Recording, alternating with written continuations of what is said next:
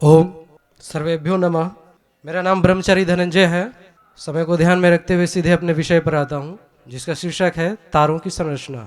इस संरचना को समझने के लिए हम सबसे पहले इस पृथ्वी से बाहर अंतरिक्ष यात्रा पर थोड़ी देर के लिए चलेंगे। ब्रह्मांड में मुख्य रूप से दो प्रकार के लोग होते हैं। पहला प्रकाशित और दूसरे अप्रकाशित। प्रकाशित लोग वो हैं जो अपनी प्रारंभिक अवस्था में अत्यंत तेज और ऊष्मा के पुंज होते हैं। इनका तापमान और जो अप्रकाशित है उनका तापमान लगभग सामान्य बराबर होता है, परंतु बाद में जब इनके अंदर नाभिकीय संलयन होता है तब इनकी ऊष्मा में तीव्र वृद्धि होती है और ये तारा का रूप ले लेते हैं। और दूसरे वे हैं जिन्हें हम ग्रह के रूप में जानते हैं, अप्रकाशित लोग। ये अग्नि के पुंज के रूप में होते हैं और बाद में ये ठंडे होकर ग्रह और या उपग्रह का रूप लेते हैं। इनके केंद्र में ताप सदैव बना रहता है, परंतु इतना नहीं होता जिससे नाभिकीय संलयन हो सके, जैसा कि आप ग्राफ में देख पा रहे हैं। अगला है, महर्षि ऐत्रेय मयदाश ने अपने ऐत्रेय ब्राह्मण में बताया है कि जब पृथ्वी बनने के बाद सूर्य के चारों ओर चक्कर लगाना शुरू करती है तो पहले वो डगमगाते हुए चलती है और 60 चक्कर लगाने के पश्चात इसकी जो गति है, मार्ग है और कक्षा है वो निश्चित हो जाता है। इसके पहले मार्ग, गति और कक्षा निश्चित नहीं होता, परंतु 60 चक्कर लगाने के पश्चात ये निश्चित हो जाता है। चित्र में भी जैसा दिखाया, एक व्यक्ति पत्थर को रस्सी के सहारे घुमाने का प्रयास कर रहा है, तो जब वो शुरू में घुमाने का प्रयास करेगा तो डगमगाते हुए चलता है, लेकिन समय के साथ फिर वो गति और जो परिक्रमा वो निश्चित हो जाती है। अगला, ये है विजिबल यूनिवर्स, जिसकी कल्पना मॉडर्न साइंटिस्ट ने की है। इसके बनने और विस्तार के संदर्भ में तो बहुत सारी मान्यताएं हैं, जिसमें सबसे प्रचलित है बिग बैंग थ्योरी। अब समय अभाव में तो उसको चर्चा करना नहीं चाहेंगे, उसकी समीक्षा के लिए आप आचार्य जी द्वारा रचित ये पुस्तक सृष्टि संचालक अवश्य पढ़ें। ये है निहारिका अर्थात नेबुला। इसके बनने से पूर्व ब्रह्मांड में सभी प्रकार के बल, कण, रश्मियाँ ये सब बन चुके हैं और नेबुला हाइड्रोजन, हीलियम, वाष्प और जितने डस्ट पार्टिकल्स हैं उसका एक मिश्रण है।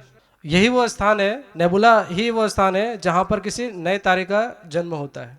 ये है तारा अपना सूर्य। अब इसके अंदर की संरचना को हम समझने का प्रयास करते हैं।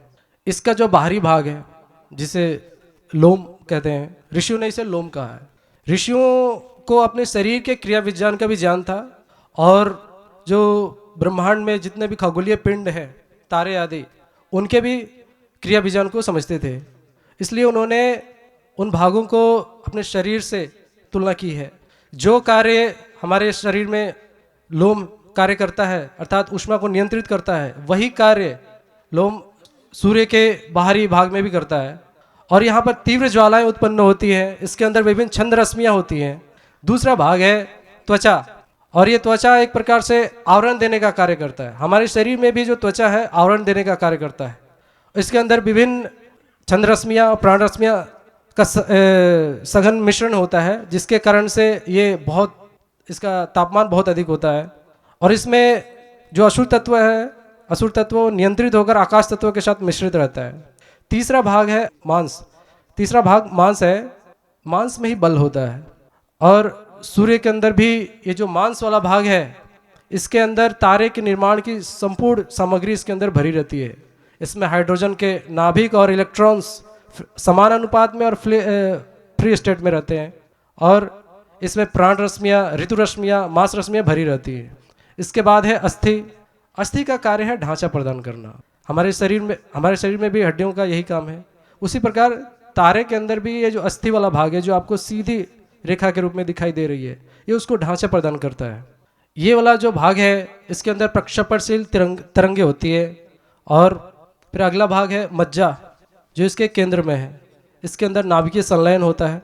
ये वो भाग है जिसमें मेडिएटर पार्टिकल्स भरे रहते हैं और ये बल का केंद्र है, प्रकाश का केंद्र है। साथ ही इसके अंदर हाइड्रोजन के जो नाभिक है प्रवाहित होते रहते हैं और वे संलयित होकर हीलियम में परिवर्तित हो जाते हैं और साथ ही ऊर्जा प्रदान करते हैं। अब इसे अगला जो है, ये जो मज्जा है, जिस प्रकार शरीर में मज्जा का कार्य ऊर्जा प्रदान करने का है, उसी प्रकार से वहाँ भी मज्जा का कार्य ऊर्जा प्रदान करने का है। तो ऋषियों ने एक प्रकार से शरीर के अंदर के क्रिया विज्ञान को समझा और ब्रह्मांड में दूसरे जो पिंड हैं उनके भी क्रिया विज्ञान को समझा और दोनों की से तुलना की। इससे जो वाक्य है यथा पिंडे तथा ब्रह्मांडे, ये बात सिद्ध होता है।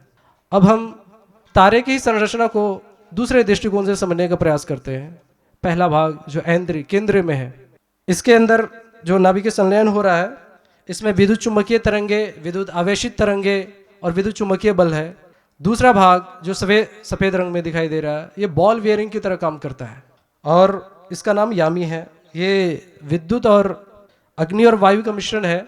ये क्या करता है कि केंद्र और जो उसके ऊपर जो बाहरी भाग है उन दोनों के बीच में संतुलन बनाए रखता है। साथ ही ये जो विशाल भाग है उसमें वहाँ से संलयन होने वाले कणों को खींच कर केंद्र की ओर लाता है संलयन होने के लिए, और उसके बाद जो केंद्र से निकलने वाली जो रश्मियाँ हैं उसको बाहर की ओर फेंकता है। तीसरा भाग जिसे वारुणिक कहते हैं, ये वो भाग है जो अत्यंत उष्मा का मतलब उच्चतम अवस्था यहाँ पर होती है और इसका मुख्य कार्य है वहाँ से जो सौमी वाला भाग है वहाँ से संलयन होने वाले जो कण है उसको भी खींचकर केंद्र की ओर लाना। उसके बाद चौथा भाग सौमी, ये तारे का विशाल भाग है। इसकी त्रिज्या कुल तारे की त्रिज्या का 75% भाग है और ये सबसे ठंडा जगह है। पूरे तारे में सबसे ठंडा जगह जो है वो सौमी है। इसके अंदर जितने भी विभिन्न प्रकार के पदार्थ है वो आयन के रूप में रहते हैं और फिर केंद्र में संलयित होकर के विभिन्न पदार्थों को उत्पन्न करते हैं। सबसे अंतिम भाग जो है वो है आपका ऊर्ध्वा। ये परिधि निर्माण का कार्य कर रहा है, अर्थात उसका सीमा निर्धारित कर रहा है। यहाँ पर ऊष्मा के तीव्र ज्वालाएं उत्पन्न होती हैं और इनमें विभिन्न प्रकार के चुंबकीय क्षेत्र भी होते हैं जो निरंतर अपनी स्थिति बदलते रहते हैं।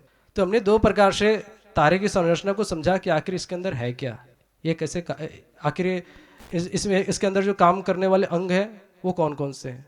अब ये जो कार्य कर रहे हैं इसके पीछे कोई बल कार्य कर रहे होंगे। तो 5 प्रकार के बल हैं। इसमें पहला बल है प्राण रश्मियों और जो सूक्ष्म वाक रश्मियाँ हैं उनके बीच जो लगता है वो पहला बल है। प्राण रश्मियों में 10 प्राण आ गए, प्राण, अपान, व्यान, उदान, समान, नाग, कुर्म, कृकल, देवदत्त, धनंजय और अंतिम सूत्रात्मा वायु।